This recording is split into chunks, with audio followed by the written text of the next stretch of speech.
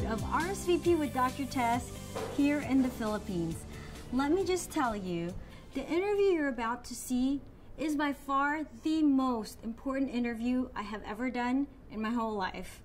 And I know that it will be one of the most memorable and special in my lifetime. There is no arguing that for the rest of the world, when they think of the Philippines, it's beauty, charm, and elegance, and of course, the love for shoes, she's on top of the list. She is loved, she is controversial, and she's still here. She is the former First Lady of the Philippines, Mrs. Imelda Marcos. And I had a chance to spend a whole day with her. And really, one of the big reasons why we're having RSVP with Dr. Tess here in Manila is the small chance that I would get to meet her. And the day was beyond surreal. Mrs. Marcos was so gracious. We met her at her condo in Makati, and I was really nervous. And even though I was already there, I was dressed up, I had my mic on, the crew was there, I still couldn't believe, and I didn't want to believe that this interview was going to happen. And we finally took the elevators up to her room, to her home, and I was in her home, and you would know when you walk into that place that it is her home, filled with photos of the former president, photos of their family, photos from all over the world with Mrs. Marcos, Mr. Marcos, with all the dignitaries from history. It's like taking a walk down your history book, except it's for real. And then, without an entourage, without any big hullabaloo, she walked in, and our heart stopped. My heart stopped. And I couldn't believe it. I really believed, gosh, not only was I going to get to meet Mrs. Marcos, but there is a really good chance that I was going to get to interview her.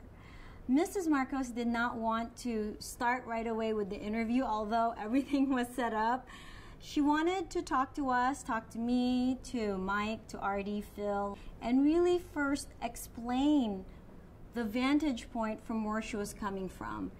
She brought photos of herself with her husband, photos of herself with Chairman Mao, their marriage vows corrected because it was going to be beyond till death do us part. She went over the map of Asia and Europe and geography. She was so gracious, and by the time we started the interview, we really felt like we knew her. I found a new personal respect for her.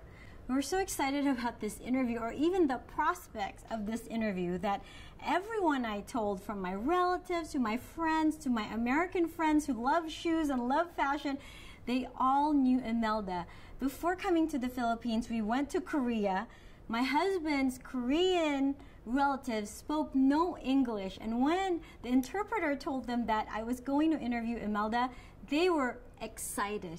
They were super excited, and so that just shows you the impact Imelda has had on the world, and it truly was a privilege for us to be sitting down with her, spending a day with her. Imelda, we later found out, really is asked by thousands of people for interviews, and she rarely grants one.